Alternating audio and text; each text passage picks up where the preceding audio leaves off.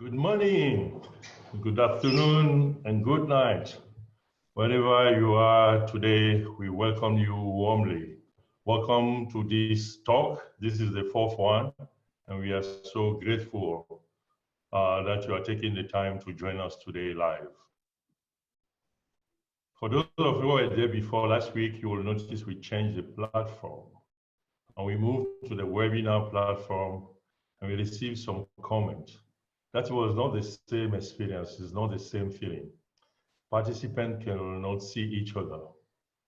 In the way, the platform forced us to another distancing, as if the physical distancing was not enough. So we are sorry about that. We also miss that touch with you, but we know that together we are moving. So we are so happy that you are with us today. Today, I'd like to invite you that we spend some time, not some time, a few seconds, thinking about our YMCA staff and the staff from our partners organization, all those thousands of colleagues and staff who have been followed or simply released from their duties. As you know, many of them have no viable option to find another job, and as well as they lack safety nets.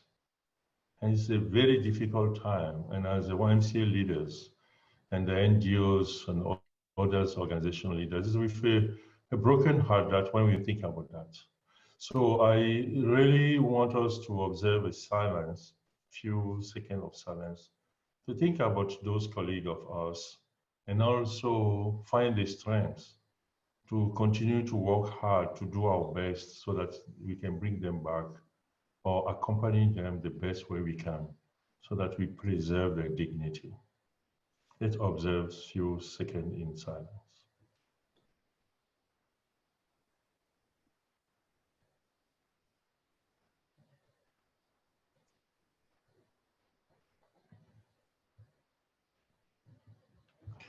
When evil, darkness, our world, give us light. When despair numbs our soul, give us hope.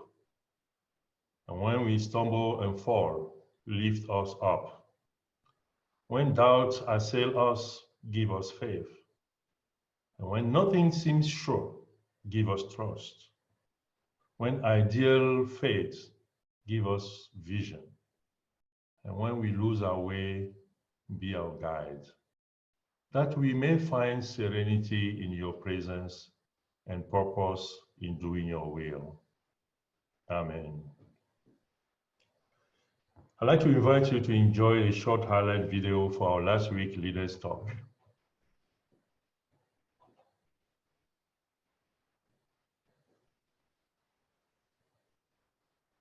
I worry a lot about women and girls because they were already being left far behind. And I think they'll be left even further behind in this new era unless we can somehow find a way to readapt the Sustainable Development Goals, our ambitions, the global goals for the years leading up to 2030 in a very clever way. And that brings me back to the virus, which is COVID-19. It is smarter, it is faster, it is more fearsome than any of us could be. And if we don't acknowledge that, as some governments have failed to do so, then you are left behind. You have failed your people. You have underserved your communities. And we're seeing tens of thousands of deaths unravel around the world and far more infections. And I think if there are things that you can do for your team, for your local communities, for your national governments, any of those things you can do that within your capacity would encourage people to join in those efforts as well, to help those that may be outside of our reach. Fine balance between thinking you can save everyone and talk to everyone and also making sure you're looking after yourself. It wasn't about the physical connection that you see of everybody's arms around each other. The simple act of reaffirming that we are one unit, we are one team. You know, in soccer, we win games and we lose games. But in this moment, whether we won or we lost the game, the emotional sense was we are in this together, we have each other's backs, and we have strength as a community. the role of the game changer is critical. What could that look like, you know, for your staff in your environment? I think overall it's saying, how can you positively impact our environment? It might be as simple as a kind word. It might be exercising patience, right? Because in these times, sometimes our frustration levels can be really high. It might be something so simple, but I would encourage your own environment to have your personnel start to think about, how can I be a game changer? That was last week. And again, thanks to our speakers of last week. Today, we have a group of speakers. I'm pleased that I know all of them personally, and I can say they are my friends and our friends, YMCA friends. I'd like to start to introduce you to Jonathan Reckford. He's the CEO of Habitat for Humanity. As many of you might know, Habitat for Humanity is a global non-profit housing organization working in local communities across all the 50 states in the US and in approximately 70 countries across the world. And Habitat's vision is a world where everyone has a decent place to live. Carlos, thank you. Thank you for having me. I'm glad to be with you all virtually. I look forward to the day when we can be together in person again. I'm a huge fan of the Y and the work that you do. Kevin Washington and I have become good friends, and it breaks my heart to see your work stop, just as it breaks my heart to see so much of our work paused or held back right now. My daughter Lily is a Y camp lifer and counselor the last few years, and like so many of you, praying that her camp can open up this summer and being prepared. You know, I think Habitat is facing many of the challenges that many of you are facing. Our retail stores are all closed down. That's 43 million in revenue per month that we're losing. Many of our families can't pay their mortgages, which we support and are rescheduling, but that hurts cash flow. And then I think for all of us, we're watching what will happen to charitable giving. But at this point, all of our volunteer activity has come to a halt, and which really limits much of our programming, especially in the United States. I wanted to share just 5 ideas with you, and the first one, Carlos challenged us all to do, which is that if you don't take care of yourself as a leader, your ability to sustain your team and your stakeholders will drop quickly. So I try to follow that as well in this. For me, that starts with prayer and exercise. If I can do those 2 things, then the rest of my day and my energy level and my ability to lean in and support others is way higher. And so I think you got to, for whatever works for you personally, to fill your bucket back up. The other thing I'm trying to do is watch less news and read more serious or uplifting things, and feed my mind as well. So first, take care of yourself. Second, I think it's really important to do scenario planning. And I would call this the quick and dirty scenario planning, not deep detailed, but thinking through with your team and with your board, with your stakeholders, how you will manage the great uncertainty that's coming. So what happens if things bounce back quickly? What happens if they move slowly? What happens if we get a worst case and this takes a year and a half or a couple of years? And how will you respond so that you've got the agility to move faster if needed? One of my volunteer activities is part of the regional board of our central bank for the Southeast. And we were talking about the economy last week in terms of, is it a V recovery? Is it a U recovery? Is it a W where we get a recovery and then another drop down?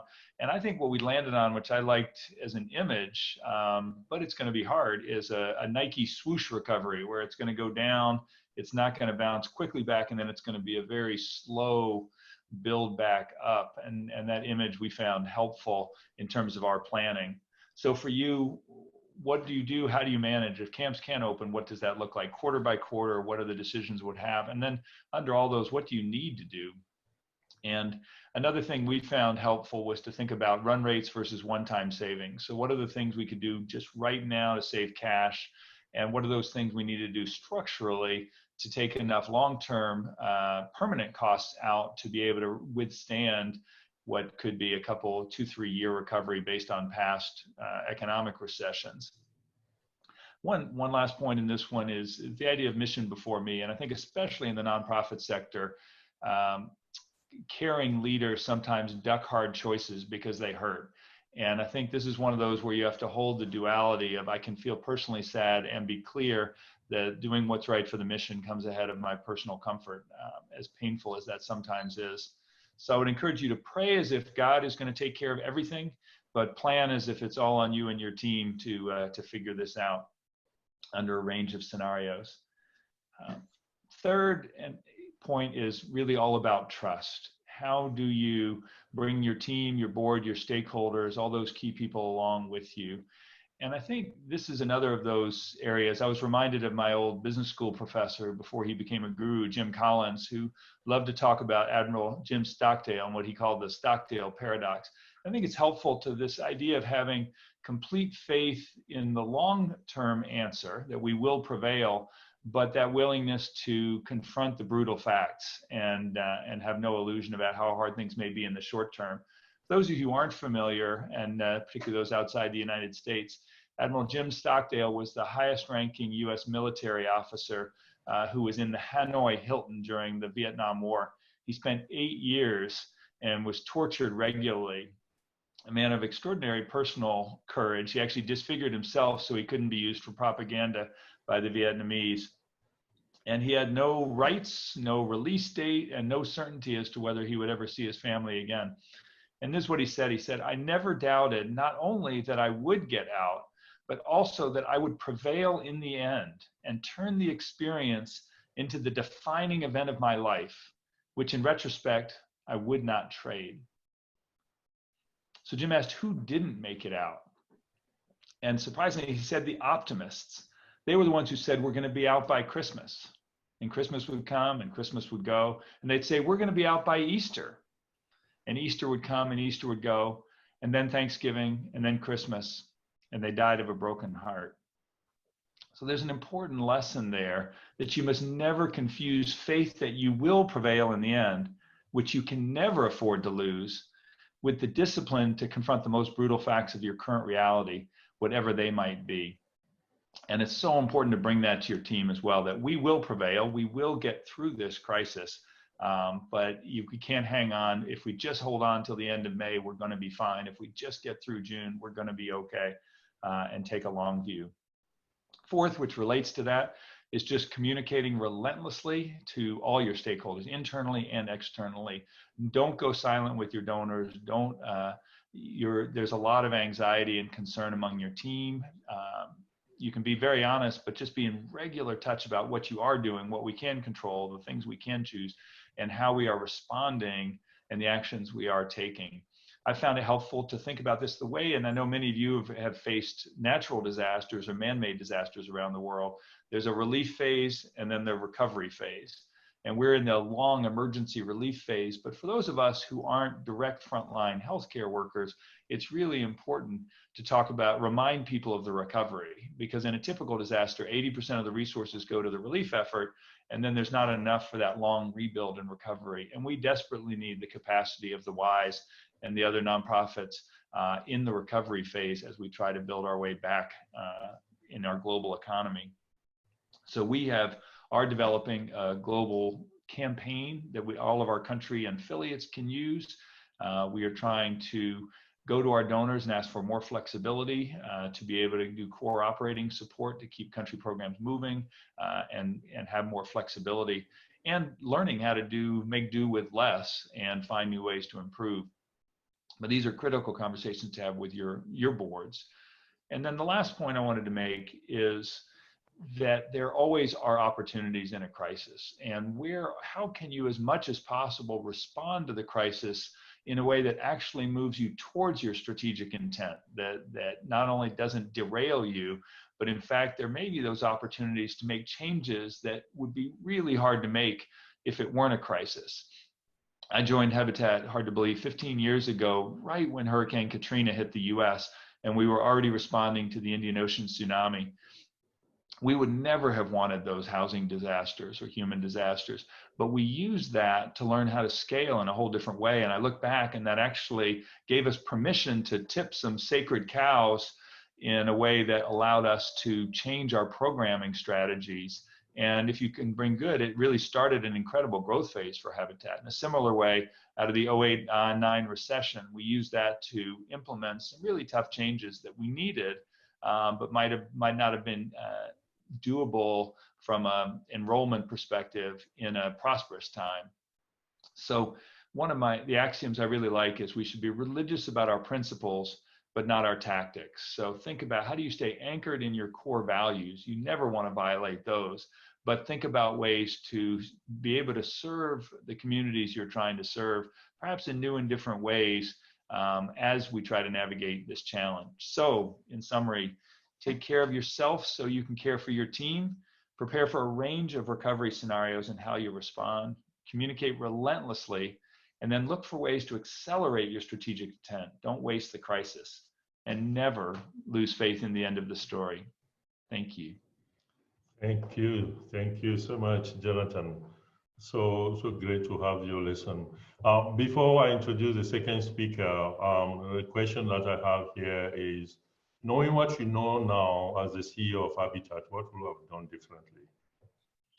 Carlos, I'm sorry, I lost just the last part of the question. What would you have done differently, knowing what you know today with this crisis? Oh, interesting.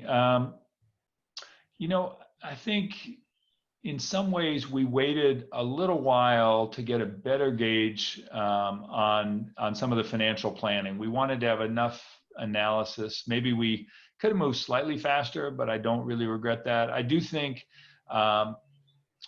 knowing what we now know, we would have started setting expectations sooner that this was going to be a long, slow, potentially recovery, that this wasn't going to be a snapback. I think when it first began, we thought it was maybe more of a regional crisis in Asia and didn't expect it to become a full-out global crisis. And therefore, we could have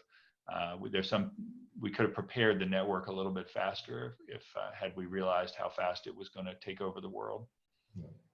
Thank you, Jonathan. There will be more questions after that. So we are glad that you will follow the other presenter. Our second speaker is Barbara Grantham. I like to call her our own Barbara because besides being the president and CEO of CARE Canada, she is also a board member of the YMCA of Greater Vancouver. So Barbara, was appointed on the 1st of April, but it was not a joke. It was very serious that she is the CEO of CARE Canada. And CARE help women and girls in developing countries, lift them and their family out of poverty and pit of crisis. CARE develops solutions with women and girls and the community to tackle the big issue facing them, like climate change, economic empowerment, food security, and emergency relief in time of crisis and disaster. As a member of the board, we know that Barbara is a strong pillar to my good friend Steve for the work they are doing, knowing that the YMCA is one of the largest on the ground social service organizations in British Columbia. Barbara, we are so pleased to have you. Please, will you tell us how are you doing with your body, mind, and spirit?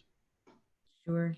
Thank you so much, Carlos, for that warm, very kind and probably mostly undeserved introduction. And I want to, it's daybreak here in Vancouver, BC, Canada. And I really want to say a warm welcome to all of my fellow Vancouverites who are on this call, particularly my Y friends, including Steve. And I really also want to thank and acknowledge not only you, Carlos, but Patricia Pelton, who's the president of the World Y and a fellow Canadian who I think is probably on the call now from Calgary, Alberta. And I want to thank all of you for asking me to join you today. This is a very esteemed group, and I feel very humbled and honored to have been asked to be part of the conversation today. And I'm here today with, as Carlos said, with a few hats on. I am indeed the very new president and CEO of a Canadian international and humanitarian organization, CARE Canada. And I've made my career in Canada's philanthropic and charitable sector. And like Carlos said, I'm also a very, very proud board member of the YMCA of Greater Vancouver. And I had the wonderful opportunity to go to World Council last summer in Chiang Mai, Thailand, and experience firsthand the power of the Y and the movement. And I came back to Canada with a truly reignited passion for this organization and the unifying and resonant work that everyone in the Y does to empower the world's young people. So you've asked all of us to share today how we're leading our organizations through this time, how we're preparing for a recovery, and we're anticipating what some are calling the new normal, but what I'm increasingly calling the next normal, because I think what we look like coming out of this is going to look very different economically, socially, and culturally to what we look like now.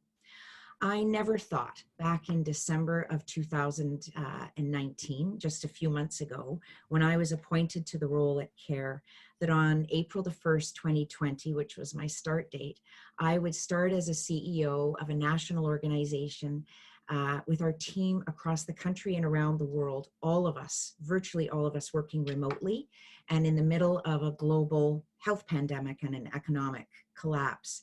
And unfortunately, despite all of the many, many Harvard Business Review classic articles, there is not an article called How to Start as a CEO in the Middle of a Global Pandemic. Maybe I'll write it one day. But for me, the game-changing day was Wednesday, March the 11th.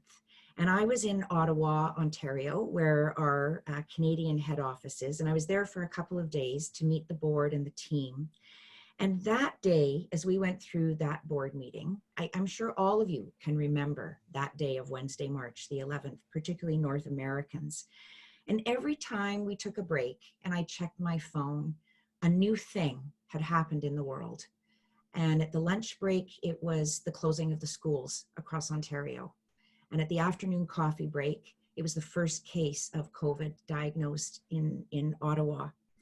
And I went to the airport and I got on the plane to come back to Vancouver, and I landed here about 8 o'clock that night. It was dark, and I turned on my phone and I looked down, and President Trump had declared a national emergency, and the NBA had suspended their season.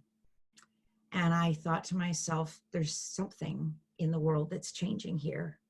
And the next morning when I woke up, it was as though you get up in the morning and you look at life through a scope of some kind, and you have a sense of predictability about what that's going to look like. And in this case, it seems like every day since then has been a kaleidoscope. Every day you look in that scope, it's changed. And the colors have changed, the hues have changed, the prism has changed. I came to CARE, an amazing organization with a rich 75-year legacy of improving the lives of vulnerable people around the world, and particularly for the last 15 years working together to address social injustice and reduce poverty and achieve a more equal world for all of us.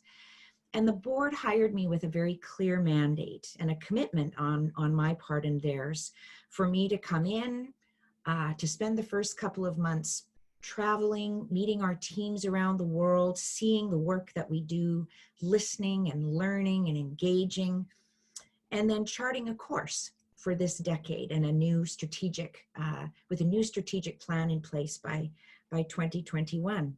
And up until about March the 11th, that all looked really good on paper. And it actually sounded pretty good for me to say.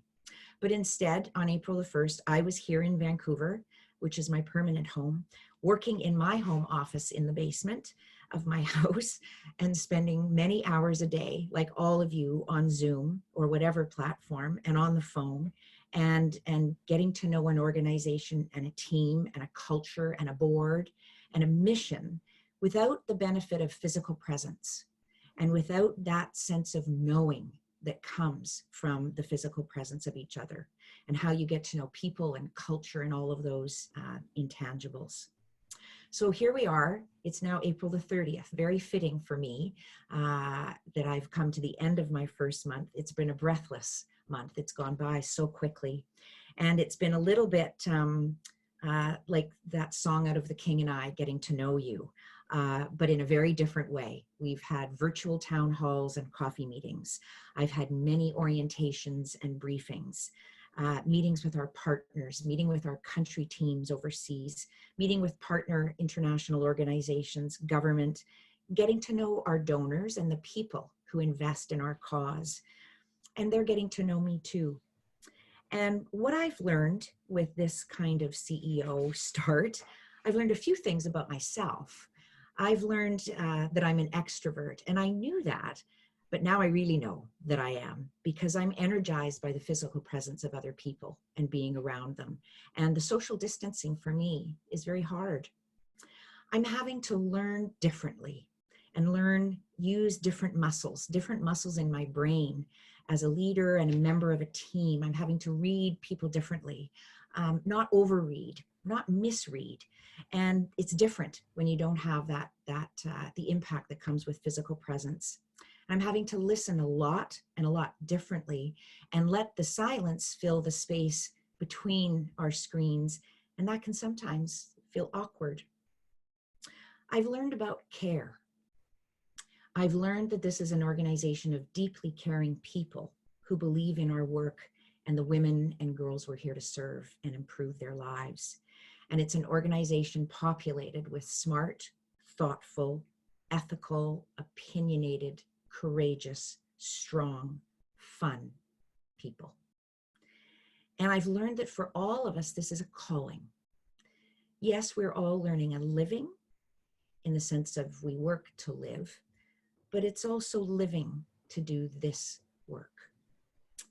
I've also learned a few things, I think, as a Canadian and as a global citizen, in that this pandemic has truly shown me and underlines, I think, for many of us, the grave social inequities and social injustices, not only here in North America, but that we see around the world globally, particularly the disproportionate impact that it has upon women and girls. But I've also seen over the past 8 weeks remarkable positivity and things out of this crisis that give me huge hope as a citizen and as a leader, at care, at the why, from my neighbors, from our communities, and from our governments. I've seen agility, decisiveness, innovation, empathy, and collaboration. At care, how we're moving forward has changed. The internal and external context has really been turned on its head. And we're having to approach this strategic planning exercise in a very untextbook fashion. I had the opportunity to participate in a dialogue yesterday with a group of people from Korn Ferry, which is a global consulting firm. And the question they posed to us at the outset of that conversation was, what do we do with this moment? And that was a good question for me. And it's a unique opportunity, as Jonathan said, because in crisis there is opportunity to think about, not about what we will be, but what we want to be. And that's about defining a clear and meaningful purpose, defining our organizational capabilities, what we need to be good or even great at in order to achieve the impact in the world that we want to have, and really create value for the people that we're here to serve. And understanding what our stakeholders, the people who believe and need us, what they expect from us in this next normal, and understanding how we can deliver that for them.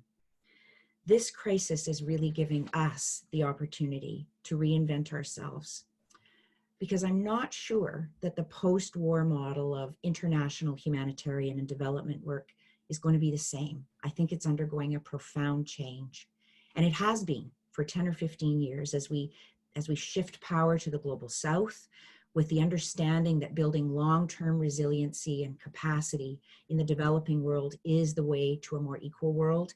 This crisis is going to accelerate the pace of that change. And we can either be the change or let the change be us. So many things in our society and our communities are going to be different over the next couple of years. Education is going to be different. Healthcare is going to be different. Our workplaces are going to be different. And I think international humanitarian and development work is going to be different too. because this time we can't go there. And we may not be able to do that very much anymore. And so we have to think about how we recreate this work in that next normal, and how we create a more equal world when we are here and we're not there. While the organization is going through change, what isn't going to change is our mission to bring about a more equal world for women and girls, and to give them the tools and the ability to lift up their communities. So thinking back to my conversation with Corn Ferry yesterday, what can we do in this moment? And I don't know the answer to that yet, but we are launching a process of exploration and inquiry and planning at CARE. And what I do know is that we will align around our core priorities of mission and really sharpen our clear and meaningful purpose. We will define our organizational capabilities and what we need to be great or good at in order to deliver on that mission. We will partner with those who share our values, and we will partner with people who want to make a difference and who don't have a lot of organizational ego, because people have needs. Organizations do not have needs. The job of organizations is to meet the needs of people. We will be unafraid to explore what the new world of humanitarian work looks like. We will make mistakes along the way, and unapologetically so. We will correct them, and we will keep moving. And we will go where the energy is, because that is where we will get traction, because that is what will advance our mission, and because that will enable more girls and women to flourish. So I want to close with a thought that I want to thank Jonathan for, that he gave to me when we had a conversation to get to know each other a couple of days ago. Uncharacteristically for me, it's from the book of Esther. And in the book of Esther, they talk about being somewhere for such a time as this. And I really believe that I am here for such a time as this. This is a defining moment in the world, and it's a defining moment for CARE, where I've chosen to make my life work right now. And I've been given this opportunity at this time to make a difference. And I truly believe that for such a time as this, I'm where I'm meant to be. Thank you, Carlos, and thank you, everybody. Thank you, Barbara. Very profound words. And as a CEO, we are born into the tsunami in this crisis. And how are you coping? How are you taking care of both the body, mind, spirit in all this? How is it going with you?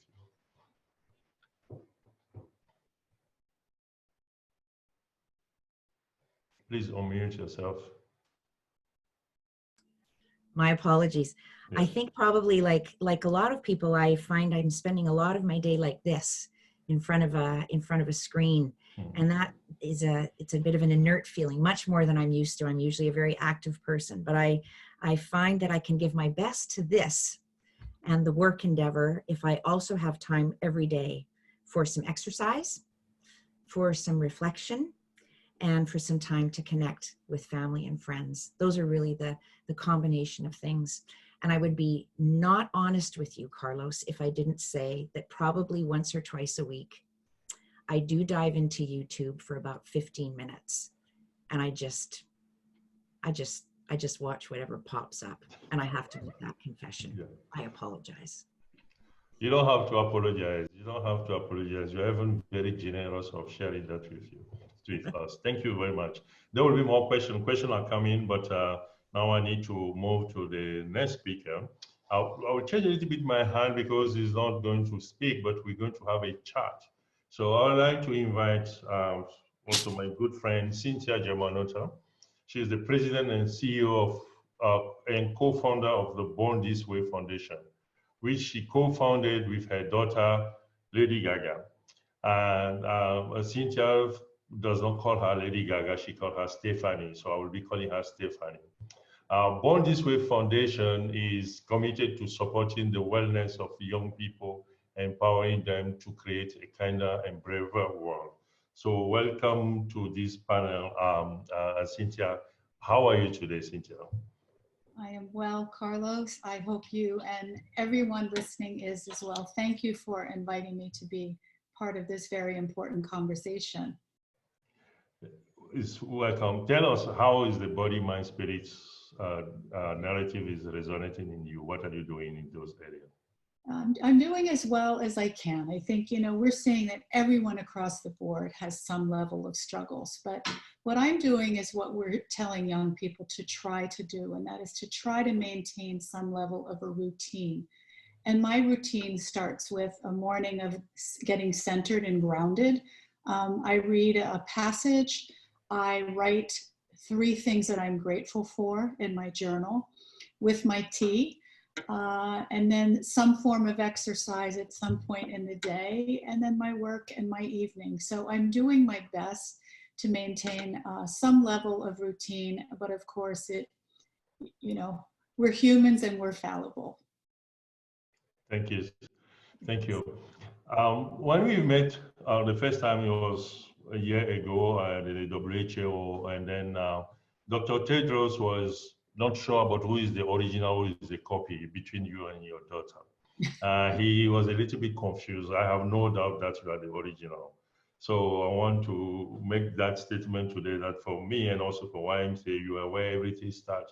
But you told me a very important story about how your daughter, Stephanie, come across the YMCA and what YMCA meant to her. Do you want to share that with the audience here? Yes, absolutely. I mean, I am a YMCA parent, and my daughter is a YMCA camper and a huge supporter. She experienced a lot of struggles in high school. It started in middle school, and unfortunately led to her developing anxiety and depression at that age, which she still treats to this day. And one of the outlets for her was the YMCA.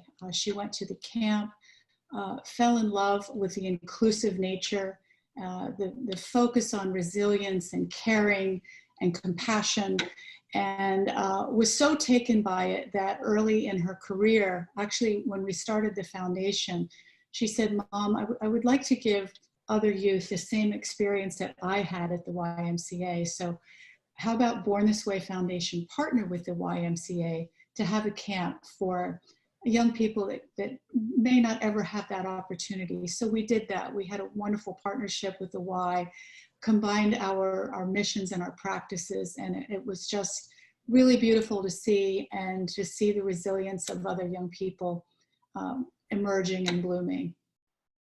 Oh. So we love it. I still have her letters from some of the residents. We also love how we follow out, this brilliant concept she put together with other partners. It was great, and we participate. Thanks and congratulations. We know you were behind that. But coming back to Born This Way, can you share with us the young people you are working with? How are they striving through this period? What are they doing? What are they concerned? What are they talking about?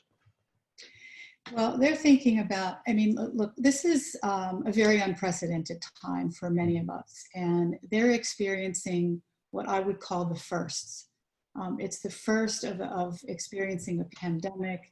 It's the first of being told to social distance from one another, but we've kind of flipped that equation with them. We like to talk about physical distancing, but remaining socially connected. It's the first where they're being given rules, to stay at home and to wear masks. So in a time when there's already a heightened level of anxiety among young people, then we add this on top of it.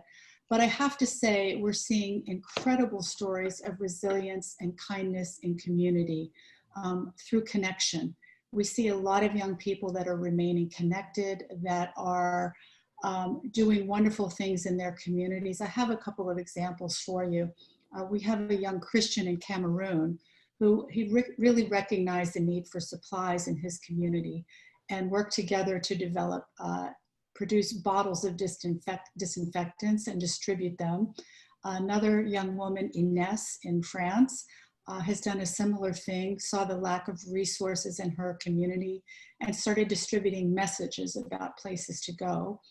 Here in the United States, there's a group of 6 students from Indiana that started as a Facebook page to direct people to local food resources has now become a full-fledged app where you can go for many community resources. So we are really seeing many stories of kindness and resilience and bravery in communities emerge. We are also encouraging young people to share through storytelling, to get engaged in their communities and share it with us through a platform called Channel Kindness. And it's a digital platform that allows you to put kindness into action in your communities. And you can post your stories with us at channelkindness.org.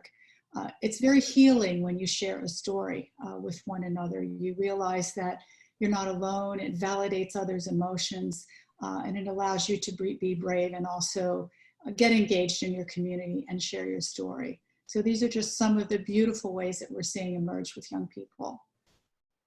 Brilliant. Thank you so much. Those are the stories we share in common with those young people who are taking initiative. From where you sit, born this way, how do you see what people are calling new normal or next normal? What do you see the role of young people playing for this next normal or the new normal? And how do we, our organization, come together to allow that to happen? Well, we hear a lot of people refer to youth as our future leaders. And we believe that they are our leaders now.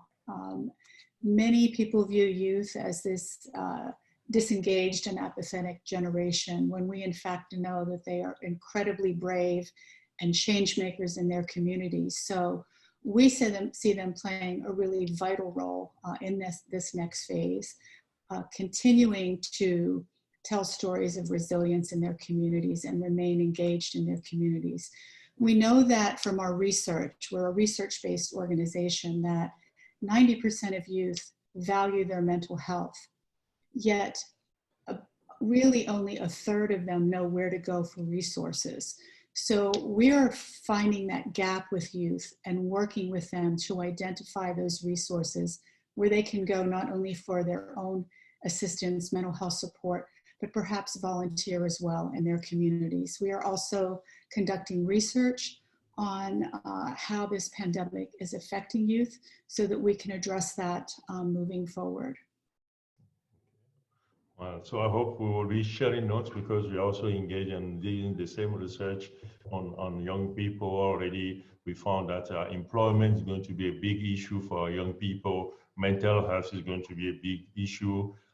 Migration is at the door, because more community will be deprived, and then people will start moving. And then food security is an issue. Those are things we are already funding, but will be good to compare notes and share our finding, so that we can be stronger together. Now, coming back to the mental health issue, you have a lot of expertise. You did a lot of research on mental health.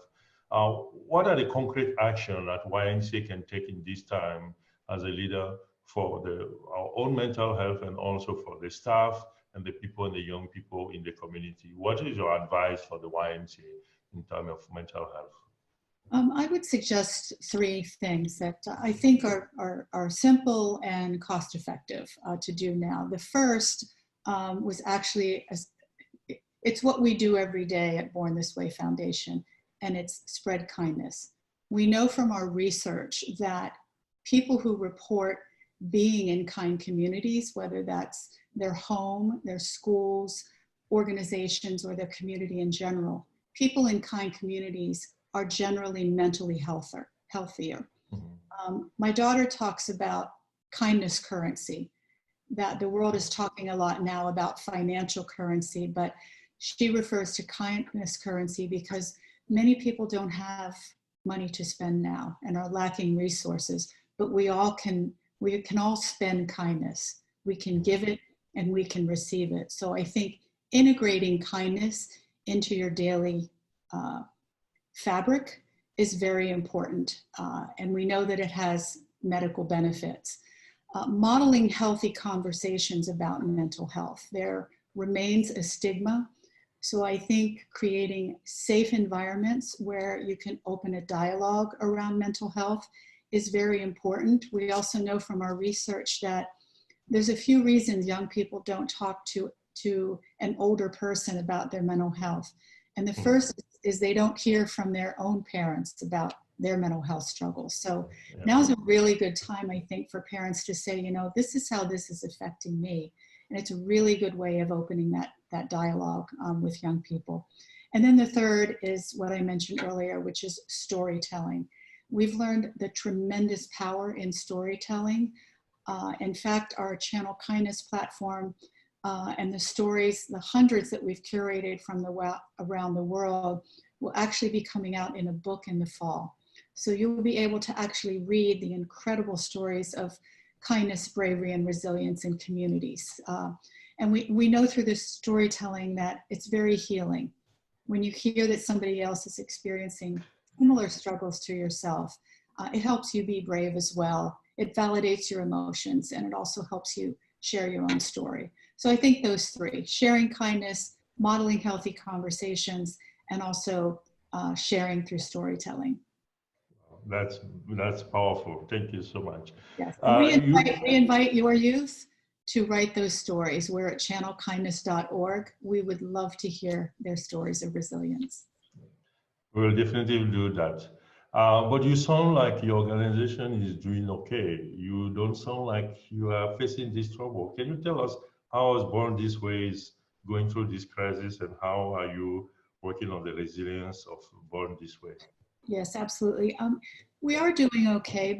You know, everyone is struggling. And we decided early on to focus on our team. We have a lot of young people on our team. We have daily Zoom calls like this that are moments of connection and moments of sharing. And, you know, we do everything from talking about what we did this weekend, to what's on your mind, to creating playlists, your favorite songs, and then also work. But we have found that creating that safe environment where our team knows that they can be honest about how they're feeling has been a huge help, you know, for the organization. But we too have had our struggles, but we're just finding that remaining connected and focused on the team and our self-care first, it goes a long way toward productivity.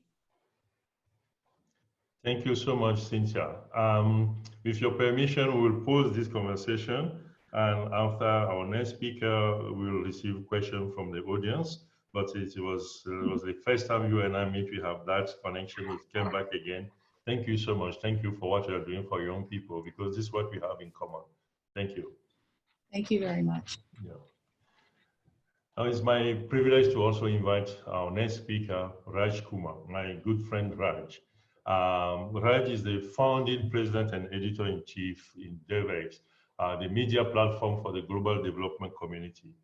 Devex is also a social enterprise working to make the 200 billion aid development industry to do good for more people, and is the largest provider of recruiting and business development services for global development.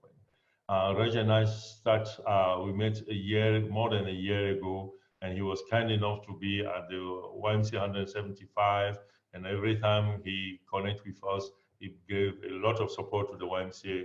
Raj, we are so privileged to have you here. Can you start telling us about your body, mind, spirit? I doubt that you are doing anything regarding body, mind, spirit. But yeah, you know, I'm trying to see. It's so nice to be with you, Carlos, and doing things like this helps my my body, mind, spirit. To be honest, just scrolling through the chat and seeing people from all over the world saying good morning and welcoming all of us here, it's a good feeling. So I'm trying to see the upside of what is obviously a very tragic situation, but the chance to do this, to connect with you and the other panelists and your YMCA leadership around the world is a great feeling. I'm also seeing the upside of spending more time with family. Carlos, you and I developed our friendship meeting each other at conferences all over the world. We were both very much on the travel circuit. And I have to say, I'm feeling pretty good about not traveling as much as I used to, and getting to spend more time with my young kids. I've got a 6-year-old and a 7-year-old. And so that is definitely maybe a blessing in part of this crisis. And, you know, my personal sport, we heard people talk about yoga and other things. I happen to have one that's very solitary, which is fishing. So I've been able a couple of times during this to get out to a forest in the middle of nowhere and do some fishing, and no chance of being next to people in that with that sport. So I'm fortunate to have that to keep myself on an even keel. So I'm doing okay, and just really thinking about those who aren't, because so many are not during this crisis. And that's really what we're focused on at Devex. Our community are the people who are on the front lines very often of this work, especially in the global South. And they are facing real challenges. So spending most of my time doing the only thing I know to do, which is get on the phone with leaders like the folks who are part of this panel today and hear from them about what they're working on, what they're hearing, what their take is. And I'm happy to share a little bit of that with all of you today, if you'd like. Please, the floor is yours, Raj. Yeah, so I've done dozens of conversations since this crisis has developed, and maybe I thought one thing I could contribute to our discussion today is just share what I've been hearing. And I guess part of what I've been hearing, this is from people who are leading epidemiologists, global health experts, people at places like the World Bank and the Gates Foundation and major international NGOs like those represented here. And I guess partly I'm hearing that a crisis like this accelerates trends that were already underway. So it really highlights and underscores those trends. And some of the big ones that I think are really applicable, including in advanced economies, including in the US and in Europe, are that people were already really more mobile than ever before in human history. People have been moving, right? And the changing climate is forcing people to move more than ever before this crisis. And that looks like it will continue to accelerate. Technology is making it more possible for people to move, including especially the move to 5G cell phone networks, which is coming very soon. So, this kind of a conversation that we're having is still off limits to many people in the world who don't have connectivity, but it's increasingly becoming normal. So here we are in a crisis that's potentially causing a lot more mobility than ever before, but it's a trend that was already there. We've been living more and more of our life online anyway. And this is just going to accelerate that, and has certainly. People are living their lives more and more online, and the world has been becoming a much smaller place. You and I, as I said, met each other through travel. People have been traveling more than ever in human history, and connecting through cultures and migration more than ever. So these things were going on already, but they've been underscored, and there are good sides and bad sides to them. A really particular negative side to all of this mobility, this disruption in where people are and where they live, and the social distancing we're experiencing right now, is job loss. Jobs were already being lost through automation. But here we have this sudden shock to our system, and you're seeing dramatic job loss. And I know even at places like YMCA, that's really affecting you. It's affecting so much of our community. We've just put together a survey. The results are going to come out next week of our community. We have an audience of over 1 million global development professionals and aid workers around the world. And a very high percentage, about a third, worry that their organization is really struggling through this, and a quarter think their organization might not survive it. So job loss is a really significant fear for many in the not-for-profit and philanthropic and development sectors. And I think that's a big, when you see all this ability for people to move and change the way they work, there are upsides to that, certainly, but there could be a lot of people who are left behind as a result.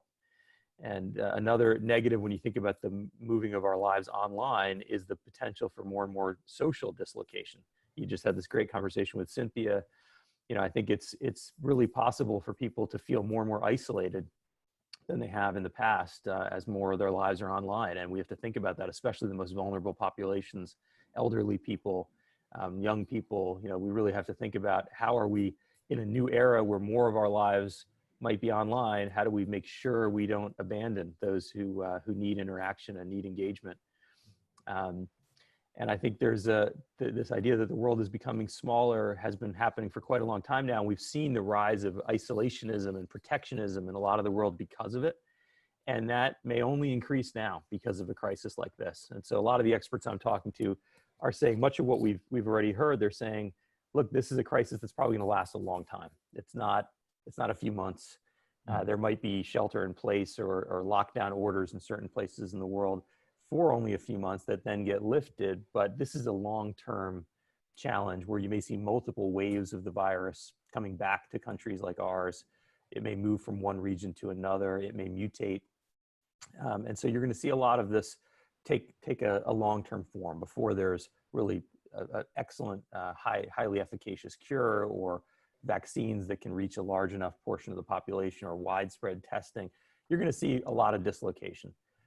And I think we all need to prepare for that reality, that this is a long-term thing. And so those trends I talked to you about, they take on a different hue when you think about it as a long-term thing. When you think about job loss that could go on for a long period, maybe people don't come back to work or back to retail or back to businesses or back to places to work out or to congregate socially for long periods. What does that mean? When you think about a larger move to being online, what's that going to mean if that really becomes the way many of us do our work? And so the thing we're particularly concerned about at Devex, given the mission we have and the mission of the organizations we work with, is what is this going to mean for the most vulnerable people in the world? And you see in the U.S. that the social safety net, we knew it was thin. We knew our healthcare system had challenges. A crisis like this really exposes it. But think about some of the poorest countries in the world and what this might mean, places like that. So far, you're seeing a lot of great leadership in a lot of countries, including in sub-Saharan Africa. A lot of countries are doing a pretty remarkable job at social distancing, even when the costs there are far higher than in the advanced economies, because most people live in informal jobs. They have to leave their house to get food or to work. There really isn't a lot of choice.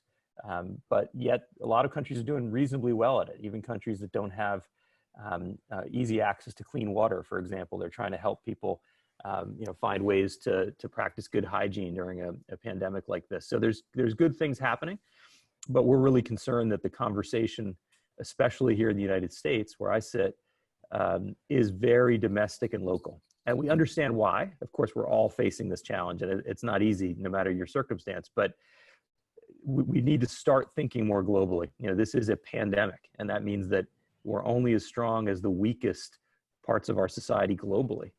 And so, thinking in those terms, we ought to be thinking, well, what happens when the numbers start to tick up significantly in parts of the world that really don't have the resources we do, or the health systems we do, where food security, as Jonathan and Barbara talked about, become a bigger issue, as you mentioned, Carlos. What do we do in those cases? And sadly, I think there's a lack of leadership today. And I'm hopeful YMCA can help to provide some of that leadership, because you're an institution that's been around a very long time and has a very strong mission and voice. And you reach so many people around the world. And I think being able to lift that up and say, this is a moment we need to think about the least among us. We need to think about the most vulnerable parts of society and to think big.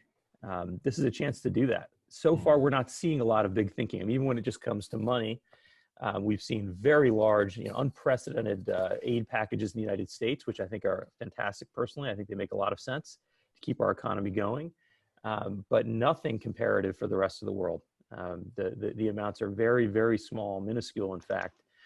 And this is a chance maybe to say, why don't we have a new major fund for making sure every public health system in the world is at least at a minimum level, can at least do basic testing and contact tracing and quarantining, and again, that benefits the most advanced economies in the world too, because it'll mean we can control this outbreak everywhere. So this is the kind of thing that we've been covering at Devex, and we're very, very focused on, given that this is going to be a long range challenge. And my guess is, while today most of the focus is domestic in places like Italy and Spain and the UK and the US, it will soon become a story of parts of the world that have the weakest health systems and that are the most fragile. And we all need to pull together. This is going to be one global pandemic. It's one world, and we need to pull together for each other. So maybe I'll pause there, Carlos, and see if there's anything you want to ask me or add. I can go on, but I know I'm sensitive about the clock as well. Yeah, no, thank you. Before we go to the question, can you talk a little bit about the future of the development world? Are we moving to development 2.0 or 3.0? How is your case about the next normal development agency and international organization? How do you see that? Yeah, I think Barbara mentioned some of this in her comments. You know, I have a book that came out recently called The Business of Changing the World, and it's all about this idea that the global development sector, the aid sector, is going through a radical disruption and transformation, just like we've seen in so many other industries. And I think this crisis is just accelerating some of those trends. So, you know, a really big one is localization. You know, development used to be about Americans and Europeans getting on planes and flying to other parts of the world to provide advice and technical assistance. And increasingly, those resources, the talent, exists in a lot of the countries themselves. And we've learned that you really don't do real development unless countries develop themselves, communities develop themselves. And so I think there's more of a move now to doing that. And the survey we're putting out next week will show that a large percentage of development organizations are already seeing a shift to more rapid use of local national professionals, local national organizations, rather than importing expats, as has often been the practice in our field. I don't think there's going to be a complete immediate shift, but this is one big change that I think is going to happen more rapidly as a result of this crisis. Another one is around behavioral science as a main focus for how we work. So, you know, development was often a field led by economists. And so we would think about, you know, rich and poor as a resource problem. And increasingly we think about, you know, how do you interact with people, as customers, as partners, as neighbors? And we're seeing that especially with the idea of social distancing all over the world. That's a behavioral tool. And we highlighted in an interview I did recently with an expert in this field that actually thinking about it as a behavioral tool means you might do some things that are a little bit different. And perhaps there's something in here for YMCA. The people that were surveyed by this organization that I interviewed said that they were more likely to social distance if they felt it was the norm, if they felt people in their community were doing it. They were more likely to wear a mask if they thought everyone else was wearing a mask. And they were more likely to take the risks seriously, even as young people, if they heard anecdotal stories from trusted resources that the risks really were bad, that even young people could get seriously injured and even killed by this virus. So there's a big opportunity. A lot of the noise out there today, a lot of what we consume in the media is from the least trusted sources. And the most trusted sources, groups like YMCA, may not be as prevalent in the conversation. And we can change that. And I think you as an organization pushing people on things like social distancing can really make a big difference in bending the curve of this virus. Thank you, Raj. Thank you. Thanks to all our great speakers. We want to observe a little pause, 1 minute, to see something the YMCA is doing the other side of the globe. So I'd like you to watch this.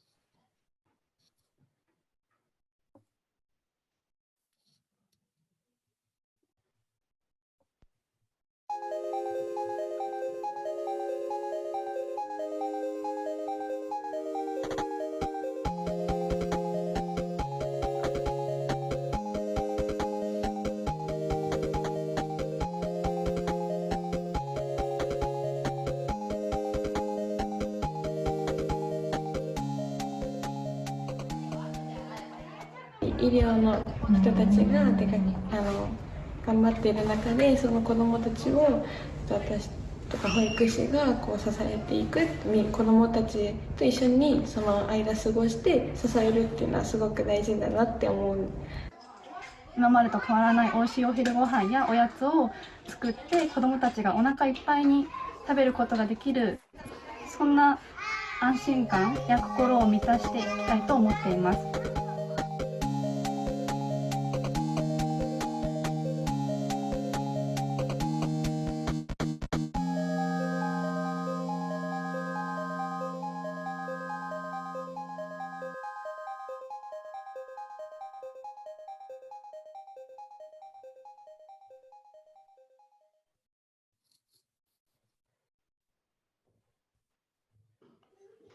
Thank you.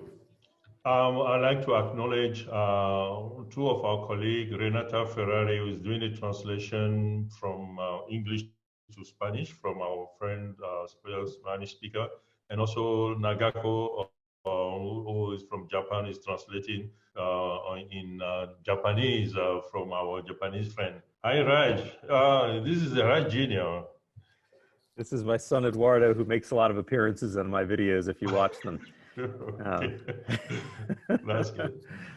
So we have some time for questions for the participants. Already some people asking a question. Use this Q&A function. Put your question and direct the question to a specific speaker. There is no guarantee that all the questions will be answered. Some of the questions can be answered directly by the speaker to you. So we'll try to pick some of those questions on our screen. So the first question I have will be for Jonathan, is from Ed again. How will the new normal of social distancing influence the world of Habitat of Humanity in projects around the world? Thank you for the question. It's having a massive impact now. And the challenge for us, I think, much like for many of you, is when and how quickly can we safely resume work? Now, much of our work is done really in the community, with the community helping itself and our providing resources and supporting people to improve their own shelter. That work can happen faster, but we still will need new safety approaches and ways for people to do it. Much construction work can be done safely. I think the big structural question for us will be the volunteer engagement. We have a couple of million volunteers a year, and how soon people will want to volunteer and when would they will feel safe volunteering. And that becomes our funding issue for us, which is in a way a big concern, because a lot of our volunteers then give, a lot of our corporate donations come alongside volunteering. So we're very worried about the resource side, in some ways more than getting the construction done. Because for us, volunteerism is more about social change than about the physical construction, though the great majority of our construction work could still happen globally and self-improvement. So we are looking at a slow ramp up. The other one for us, like you, is we run about 1,000 habitat restores, and they're all closed right now. And we're looking at when could we open, but then when will shoppers want to come back? We probably would open with limited hours, with fewer shoppers in the store at any given time, change some of the protocols, which we've already done around safety and sanitation for the product donations and how we collect and receive donations. And I think obviously we have already changed protocols and done the planning for when volunteers come back, that we would have the way that process would work will look different in the future than it does now for the foreseeable time, until we have a time where we can prove. I've talked to a lot of universities recently, and I think that's an interesting analogy, because they're thinking really hard about under what conditions could they have classes this fall. And our hope would be we'll get to the point that testing is widespread enough that you can know who is safe, and that we could then socially distance the most vulnerable, but get to the point that less vulnerable people can be out serving in the community. Okay, thank you. Next question is to Barbara. It's coming from Sri Lanka. As Barbara said, after the world defeat COVID, it will be totally different world. It means we are not going back to the so-called normalcy which prevailed before COVID-19. Then what is this world going to be, and how organizations like YMCA could contribute to this new world? Maybe Barbara, maybe I'll ask Cynthia if you can also respond to this. How do you see the new world, and how can YMCA contribute to that? You want me to start? Yeah, please. Okay. Well, I don't know. I don't know if anybody knows what this new world is going to be. I think there's a few things that are becoming more clear as the weeks pass into months, and that is that the bounce back, if you like, economically and socially, is not going to be quick. This changed reality, I think, is going to be with us for some time. Whatever industry you work in, whatever kind of used to be your life, it isn't going to go back to that soon. But what it's going to look like in 21, 22, I don't know. Certain industries are going to obviously fundamentally change. I think when I look at the Y, I think we're, you know, here in Vancouver, we're delivering many programs now virtually that we weren't a few weeks ago. That wasn't even on our horizon. And so the whole way I think that even the Y as a movement thinks about how we do the Y's work is going to change.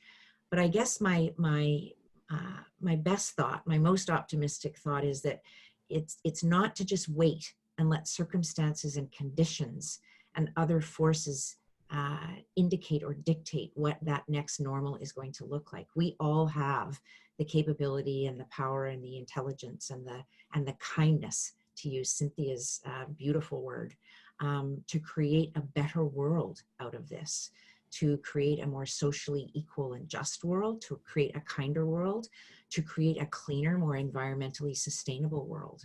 And we need to marshal. We need to marshal our own individual capabilities and the capabilities of people around us to make that happen. We start 30 minutes from now when this wonderful conversation ends. Thank you, Barbara. Cynthia, you want to share your wisdom? Of course, I mean, and I agree with Barbara in so many ways. I mean, this is probably the first time in history that the entire world is trying to solve one problem together. And we're figuring it out in real time. I don't think that we're going to know for a while. What we do know, though, is that the decisions that we make now are going to affect us in the long term. And we believe that the next pandemic that is coming will be in the mental health space. Look at the issues that frontline workers are facing, and they're making sacrifices. I saw a video that a frontline worker took. She had taken a break and was outside, and she took a selfie video, and she said, I don't know what my life is going to be like after this, but I know I'm not going to be okay. So we are preparing for what we envision as the next pandemic, which will be in the mental health space, and doing our best to do research on what the effects are on people now and how can we support that. Thank you. There are two questions for Raj. You can combine the two. The first one is about the future of funding. The reality is that for the Global South, development work is funded by organizations from the Global North. Now everybody is hit. How do you see the future of this international funding, this business? How do you see the funding issue, especially for the Global South? And the second question is, how do we maximize the potential of storytelling for positive social change in the face of the global challenge of fake news? So this is the media and development, Raj. Yeah, good questions. I'd say on the first one, the short-term reality we're seeing is a lot of funders are pivoting to COVID response, right? So they're thinking about how do we take existing programs that we have, funding that might have been going to something that's in the health space, for example, and move that funding into something related to the pandemic response. And the reality of that is it's benefiting the largest international organizations, but it's doing that at the expense of a lot of smaller and mid-sized organizations. And the reason is many of those large organizations already have contracts or grant relationships in place. And so they can be you can easily pivot an existing relationship into some new work, sometimes without a bidding process, sometimes using emergency authorities to just change a project over. Also, sometimes when the funding agencies need to move fast, they prefer to work with a big organization that has scale. So in some ways, the bigger organizations are benefiting a bit from this. Local, national organizations in the countries where the work is happening, they're also benefiting because of the fact that you can't travel so easily now, and you absolutely need people who are more connected to the current context. So they're benefiting too, but there's a lot of concern when I speak to the mid-size and smaller not-for-profit and for-profit implementing organizations that feel that they will be squeezed as a result of this in the short run. In the long run, the bigger question is, well, what is this going to mean for development funding? Are we going to move to an era of greater isolationism in places like the US and the UK, where that puts pressure on what has been a nonpartisan issue of funding foreign assistance. And so will you see perhaps, tragically, it could come to pass that you'll see the pandemic growing in parts of the world that don't have the strongest health systems or the ability to socially distance. And so countries like the US say, well, we're not going to allow travel from those countries for extended periods of time. And as a result, that creates more fear and a sense, you know, that, hey, we need to just take care of our own. We need to focus on our own people. And so let's not fund programs overseas. So there's a real question about, can we manage the transition during this crisis to a new narrative about global cooperation? Mm-hmm. And that would lead to greater leadership and maybe more funding. That might be the smart thing to do, it might be the right thing to do, but it's not necessarily politically the easy thing to do. Yesterday, I was in a video conversation like this with a Washington Post columnist, Michael Gerson, who is was a former senior official in the George W. Bush administration. And he talked about how this administration may not have the ideological tools, those are the words he used, ideological tools to kind of transition from this crisis to a global solution, to a global cooperation solution. But we need to find a way to get there. And I think institutions like the YMCA can help to be a platform for that, to see the longer term trend toward more global solidarity, especially on issues like health. One last quick point on this. We did a report in 2017 at Devex where we interviewed global health leaders, including Tony Fauci was one of the 40 people we interviewed. And we said, what are the biggest things we should worry about when it comes to global health security? And number one on that list, by far, nearly every person said the number one thing would be a global pandemic of a flu-like influenza virus. So this is not it wasn't a shock to us. People who work in global health know that this could happen. And many say that there could be more of these in the future. So this is the moment really to say, like, let's not allow any country to have a health system that's too weak, where people can't get access to basic medical care. And still half of the people on earth today don't have access to basic essential medicine. So we need to find a way to use this crisis, as Jonathan said, as an opportunity to do something right for humanity. And that will affect the longer term funding questions. In terms of news, fake news and others, this is a moment when it's life or death, right? I mean, if people get the wrong news, as has happened, they've taken medicine they shouldn't take and they've died from it. So I think we're going to need to see societies confront this question of fake news in a more serious way than we have in the last couple of years. And that includes pushing global platforms to take these issues much more seriously, the big technology giants that are going to be huge beneficiaries of this reality, of this recession, of this shift to mobile work and the extended social distancing. It's really going to benefit the biggest technology players in the world, and we need them to be much more responsible on these questions around fake news and to be more of a partner. And then we're going to need to find trusted sources of information. YMCA is a great example, and to lift them up. So it's not just about pushing down the fake news, but lifting up trusted sources of information in the world. And we at Devex, as a news organization, take our credibility very, very seriously. But it's sometimes hard to break through with stories that are credible when there are sensational, sometimes fake stories out there that you're competing with. So it's not an easy one. I don't have a simple answer to it, but it has to be a project we're all engaged in together. Thank you, Raj. My next question is to Barbara.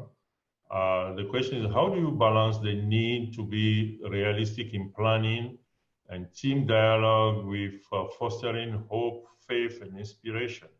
There are the two levels of things. One is very technical, bureaucratic approach that I think one of these, Jonathan will say, pray like is on the hand of God, but work hard. That's part of working hard. But how do we balance with fostering hope, faith, and inspiration? Barbara. I'm not sure I have the answer to that. And I think any of the other Carlos, you or Cynthia or Raj or Jonathan can also probably share much more eloquent thoughts on that than me. I think that's the reality that all of us straddle every day. Particularly, that's often what we look to our leaders for. We've got every day now we've got political leaders and public health leaders who come out into a news conference and they walk up in front of a microphone, and they're really doing two things. They are conveying factual information and data and technical responses and public policy responses to this crisis to us. And at the same time, threading through all of those words, they're trying to help all of us find hope and inspiration and community together. And that's a gift. That's a gift that I would love to possess in abundant form. But I think it's a combination of things. I think it's an understanding of sort of the core fundamentals of what makes a great team come together. How do you build a structure around a team that's nimble and flexible and adaptable and agile, and at the same time having a capacity for storytelling and for tapping into human emotion and being able to convey the organizational purpose, sometimes in very dry language, and sometimes through the power of storytelling and in a different kind of human connection. That would be my thought. Thank you. I'll ask the same question to Jonathan. Tell us, how do you bring God to your boardroom, and how do you bring hope and inspiration to your banker or your builders? How do you manage these two? You know, it's I think it is so critically important, and the tricky part is to be authentic. And it goes a little back to what I was trying to say before, which is that deep faith and confidence in our long-term future, but not glossing over, pretending we're not in a crisis, and so that it becomes authentic. I agree with Barbara completely. Storytelling, I think, is really important. We need to help people stay deeply connected to the mission. So telling stories of from the field of what people are doing in a very practical way, lifting up and telling stories of colleagues who are doing great things. We have a virtual intranet we call You Nailed It, where people can catch their colleagues around the world doing great things, and we highlight the people who are exemplifying our values and tell those stories. And then thinking about resilience, not only do we need to take care of our own resilience, but different people will have different levels of resilience. We need to foster resilience and look for ways to bolster it. And for me, it does come back to a faith lens as well, which is faith is being certain of what we hope for in the future, as Hebrews says. And so I often say God never said it would be easy, just that it would be good. And really help people remember their calling, that why they are doing this. And my favorite definition of calling comes from Frederick Buechner, who said, your calling, your vocation is where the deep gladness of your heart meets the world's great need. And so this is one of those times where joy isn't about daily circumstance. It's about being connected to something that really matters. All of you are doing something that really matters, and matters more than ever right now. So we need to hold on to that in the midst of the tough circumstances and let that help us get over the anxiety and the fear and all the absolutely natural emotions that are coming at us, so that we can be resilient and persevere through this, and keep remembering that we are going to get through it. It's just going to be, it doesn't mean it'll be easy. Yeah, thank you. Maybe now to Cynthia. Let me ask this question differently. You talk about this, the currency of kindness. How do you plan for it? How do you use planning, all those strategy to manage this currency of kindness? I'm going back to storytelling.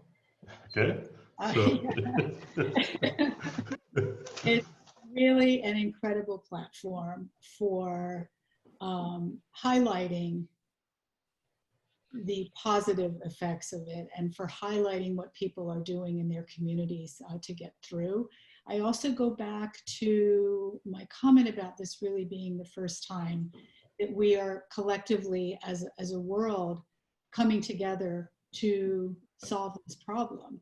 So I also think, people also need to realize that they're not alone. There's no one organization or no one individual that can solve this issue right now. We're doing it collectively as a humanity with leaders and scientists and thinkers and researchers all over the world. So that is how we are leaning into hope at our organization. Thank you. We are coming to close to the end of our talk. There is a question here that is going to go to Raj. And after that, I'll see if we still have time for another final question. But is about how do we see an increase or decrease role for public health with an emphasis on the social determinant of health? How do we see the increase or decrease role for public health with an emphasis on the social determinant of health? Maybe if you want to answer, Sorry, you might ask him I've got to a answer partner the here question. who wants to get involved in answering this question.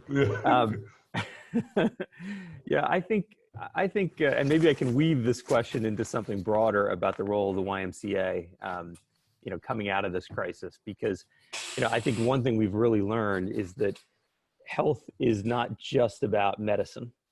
And that's something certainly the YMCA has always known. This is an institution that's been around 175 years. And for the entire history of this institution, you focused on mind, body, and spirit. And you've thought about the holistic nature of health. And I think that's something we're realizing as we see that, you know, certain communities are suffering more from this disease than others. And often it's related to social issues. It's related to diet. It's related to exercise. It's related to being marginalized in society. And we need to be thinking about really the whole person in the way that YMCA always has. So I think that's in a way an opportunity. I was on a Zoom call with friends last night, and somebody there was talking about what they're doing about working out, you know, going to gyms, which is very common practice here in the US, and talking about trying different online versions. My wife and I tried one of these online versions, and it's great because you get some exercise, but you lose the sense of community. You know, you have this kind of fake sense of community. You're interfacing with somebody far away who you don't know, and you're not actually conducting a conversation with them. You're just watching a video. They try to make it seem real, but it's not. And I think YMCA has a big opportunity to think about changing its business model into the future. I know you're suffering now because of the model and the way your revenues get generated, but there may be an opportunity there in the future to bring together both the physical exercise with the mental well-being and the sense of community, to do that both in person and virtually. And I think the world's going to be looking for those kinds of answers as we come through this. So I'm really hopeful as we look to your 175-year history that many of those answers will come from you. Thank you. Maybe you still have one time, Barbara, I want to put you on the spot again because this question is directed to YMCA.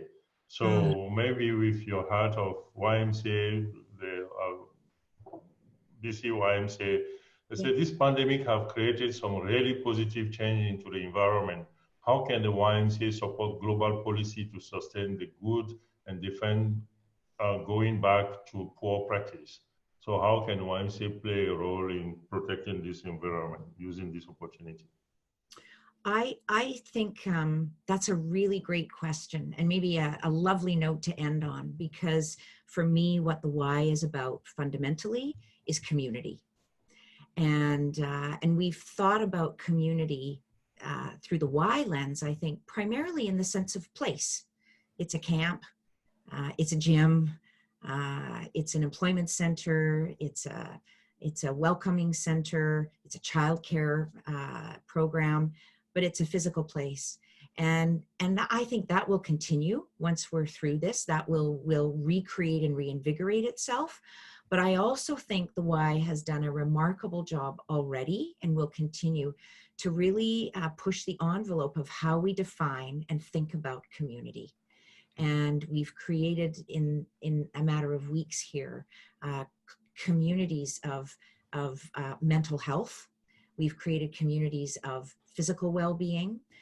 We've created communities for newcomers to come together with those of us who've been here for longer periods of time. We are showing our own agility and our own ability to think differently and to use neuroscience, as Raj said, to change some of our behaviors in many, many positive ways. And I think the Y is a core organization that's going to be really fundamental in helping all of us navigate to find a better world on the other side of this. Thank you. Thank you. Cynthia, if you have to say 2 words to express how you want us to move away from the, what will be those 2 words that you will leave us with? Like a metric and before, it's fine, all for you. Kindness currency. Okay, kindness currency, thank you. Spend it. Yeah, thank you. Jonathan, what are your keywords you will leave us with? I would just say to each one of you, thank you. What you do does really matter. This is hard, but we will get through it. And think about how, I think as Raj said so nicely, how can you think about reimagining your work to continue to serve the communities that need you more than ever? Thank you. Raj, you were quoted. Thanks. I'll just underline what I said, which is the world really needs YMCA. It always has. That's why you've been around this long. But it's institutions like this, it's movements like this that at a moment of crisis are needed more than ever. So really delighted to know you're out there and to know how committed you are to these issues, and really stand with you in everything you're doing. Barbara.